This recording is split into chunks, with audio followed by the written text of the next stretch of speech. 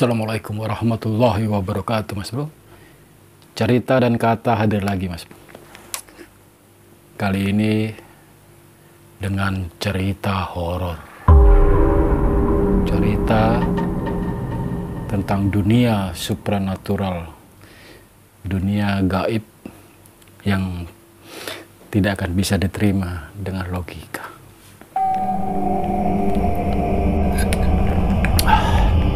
Ini sebuah cerita nyata, Mas Bro. Dari masa kecil saya yang tinggal di kampung yang sering kali terjadi hal-hal di luar nalar manusia, Mas. Mulai orang kesurupan, terus ngelihat hal-hal aneh, itu hampir setiap hari. Dan hari ini saya mau coba berbagi sebuah cerita mistis yang saya alami waktu kecil dulu. Bagaimana ceritanya? What's this?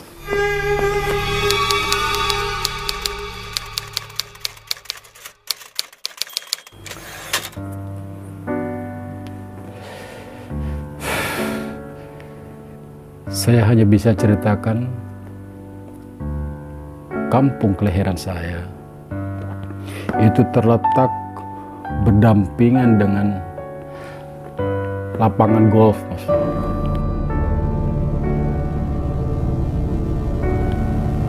Lapangan golf yang tertua di Surabaya, yang dimana di kompleks itu, di kompleks lapangan golf itu terdapat sekali situs-situs bersejarah, Mas. Salah satunya adalah ada di situ monumen tentara pelajar, Mas. Apa itu tentara pelajar? Silakan Google, Mas. Ketik saja tentara pelajar Indonesia. Nanti akan muncul sejarahnya.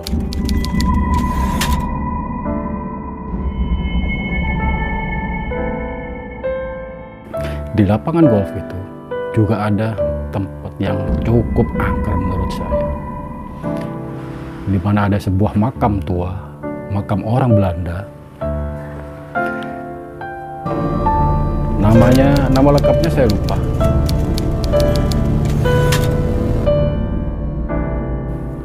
Tulisannya bagaimana saya nggak ingat. Tapi yang teringat oleh telinga saya adalah Van der Leer. Jadi makam itu kami namai dengan makam Tuan der Leer. Begitu kami waktu kecil memanggil sebutan untuk makam itu. Tempatnya itu menyeramkan. Di halaman makam itu ada batu, Mas Bro. Batu panjang, batu gunung besar begitu. Itu seperti tempat duduk, Mas, jadi rata. Ditambah lagi di sekeliling makam itu terdapat pohon-pohon besar, Mas. Pohon-pohon yang terlihat usianya itu sudah tua. Kalau sudah musim kemarau, lebih menyeramkan daerahnya itu, Mas. Kalau udah musim kemarau itu daun-daunnya kan berguguran, Mas. Di lantainya tuh semuanya daun-daun kering, Mas. Dan pohon-pohonnya itu hanya menyisakan batang dan ranting-rantingnya, Mas. Coba bisa Anda bayangkan. Suasananya sepi di tengah lapangan golf tuh. Ditambah lagi lingkungan di situ juga, menyeramkan, Mas. Nah, cerita ini ada kaitannya dengan makam tua itu.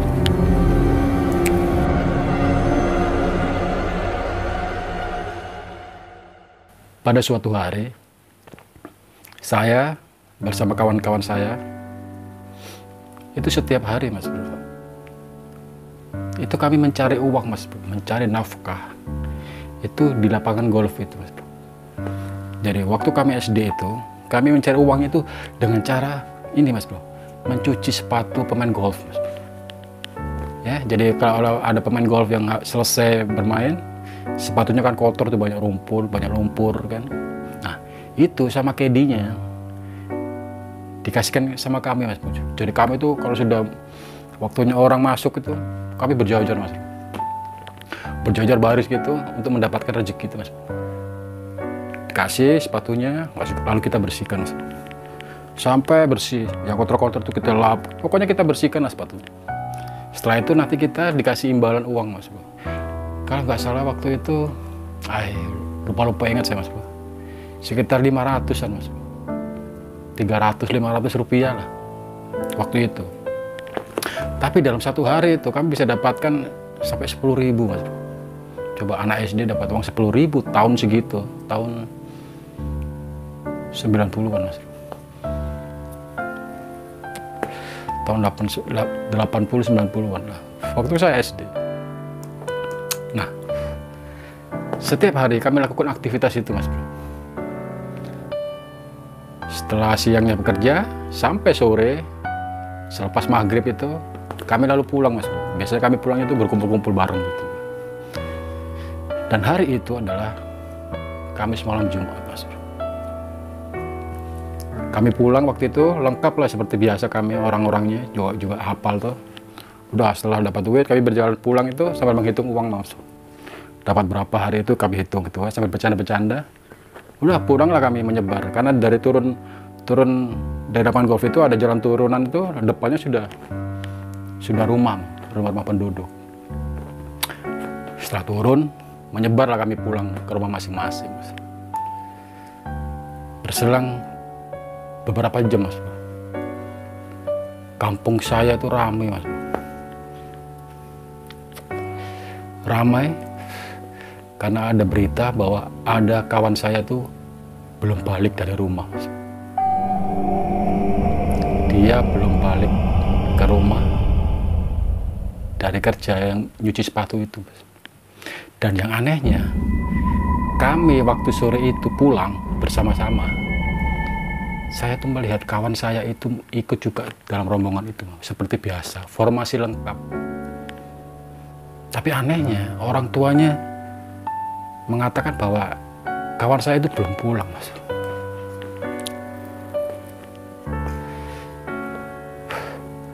Ramai lah, Pak RT datang, tengah-tengah pun datang, lalu mencoba mengorek cerita dari ibunya, apa yang terjadi, kemana anaknya. Lalu ditanyalah kami satu-satu, dan kami juga menjawab seperti hal yang sama, karena waktu kami pulang anak itu ada Mas Bro. Seperti biasa kami pulang, dia juga pulang ke arah rumahnya gitu. Tapi anehnya orang tuanya itu tidak mengatakan bahwa anaknya itu sudah pulang Mas. Ternyata anaknya belum pulang. Lalu cobalah Pak RT itu sama ibunya mendatangi lapangan golf itu Mas. Kan di situ ada satpamnya tuh Mas Bro. Kan satpamnya banyak kalau jaga malam. Karena memang tempatnya besar. Ditanya lah Pak RT sama security sama ibunya itu ke security yang jaga.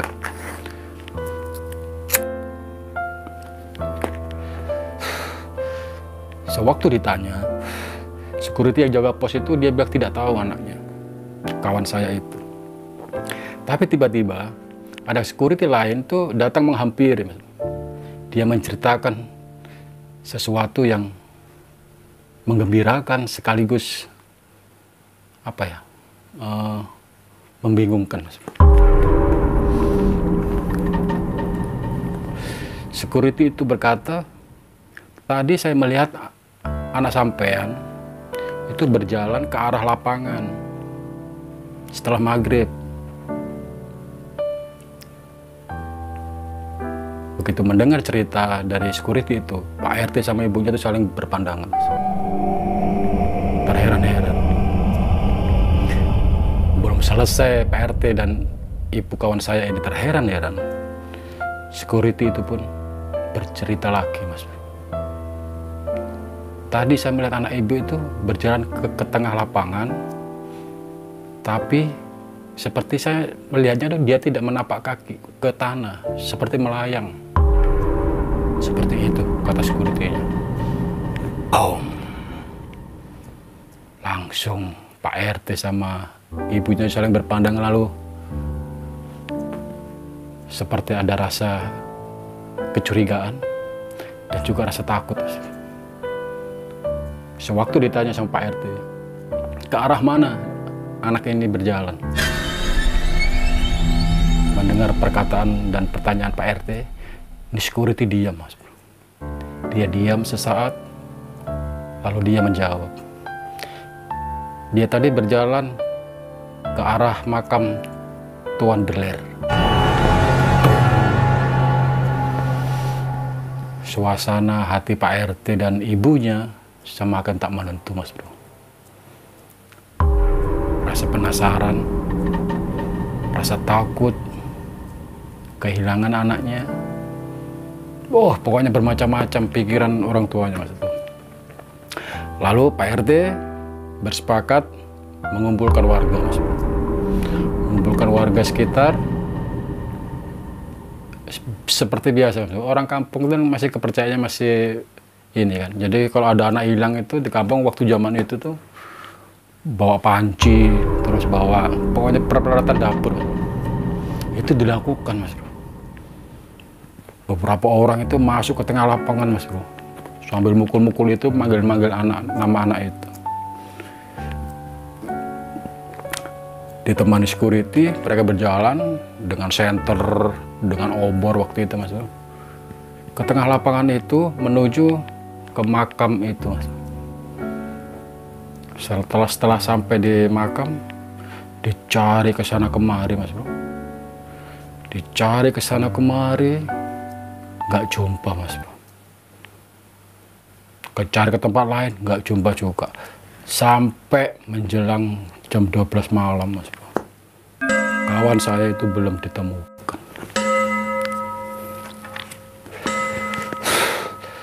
Setelah itu Pak RT menyuruh tim pencari itu untuk kembali ke rumah, Mas Bro.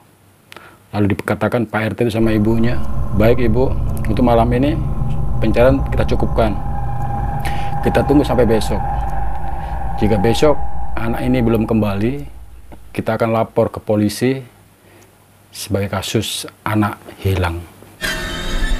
Sambil menangis ibunya menuruti perintah Pak RT, lalu kembalilah ke rumah masing-masing. Dan benar, Mas Bro, keesokan harinya, di pagi hari, anak ini terlihat pulang ke rumah, Mas. Kawan saya ini pulang ke rumah. Ternyata pagi itu, kawan saya ini ditemukan tertidur di bangku batu itu, Mas. Tertidur di situ. Lalu dibangunkanlah sama pekerja yang mau berangkat kerja dia, Mas Bro. Dibangunin. Begitu dibangunin, anak ini, kawan saya ini terkejut, Mas Bro. Toleh kanan, toleh kiri, langsung lewari, Mas Bro. Wah, nangis aku. Lari pulang ke rumah sambil nangis, teriak-teriak, histeris, Mas Bro. Pagi-pagi itu, Mas. Setelah sampai di rumah, ibunya pun dengan bersyukur anaknya sudah kembali, tapi juga ada perasaan cemas, Mas Bro. Dipeluknya anaknya, ditanya, Mas Bro, kamu semalam kemana saja? Kata, tidur di mana?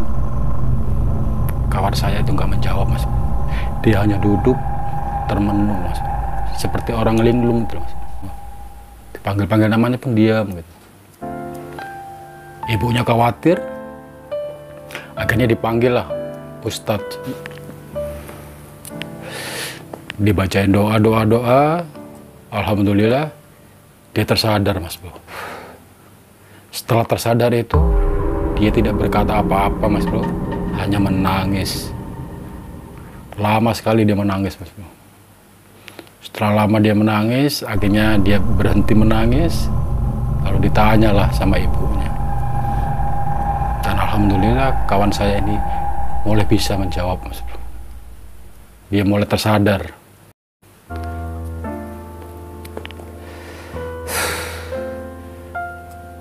Dan sewaktu ditanya ibunya, kawan saya itu pun bercerita bahwa kemarin setelah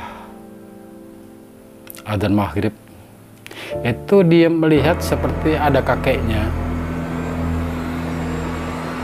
itu memanggil dia, Mas Bro. Dipanggil namanya sambil panggil, kesini ikut saya, kata. Dan akhirnya kawan saya ini pun mengikuti, Mas Bro. Berjalan mendekati sosok yang terlihat seperti kakeknya tadi. Nah, dalam perjalanan itulah yang disaksikan oleh security tadi, Mas Bro. Dia berjalan ke tengah lapangan menuju makam itu, tapi dia tidak menapak tanah, Mas. Dia seperti melayang. Dan setelah dipegang sama kakeknya, tangan dia langsung gelap, Mas. Katanya dia pingsan, dia nggak ingat apa-apa lagi. Begitu ingat, dia terbangun di atas sebuah batu di depan makam Tuan Deler itu, Mas. Dan setelah kejadian itu, saya dan teman-teman saya 1 bulan tidak berani bermain lagi di lapangan golf itu. Takut. Itu kisah nyata yang saya alami. Semoga teman-teman saya yang di dalam cerita saya ini semoga masih diberikan umur yang panjang, diberikan kesehatan dan kebahagiaan. Serasa itu saja, Mas Bro. Cerita horor, cerita supranatural tidak akan mungkin bisa diterima dengan nalar manusia. Assalamualaikum.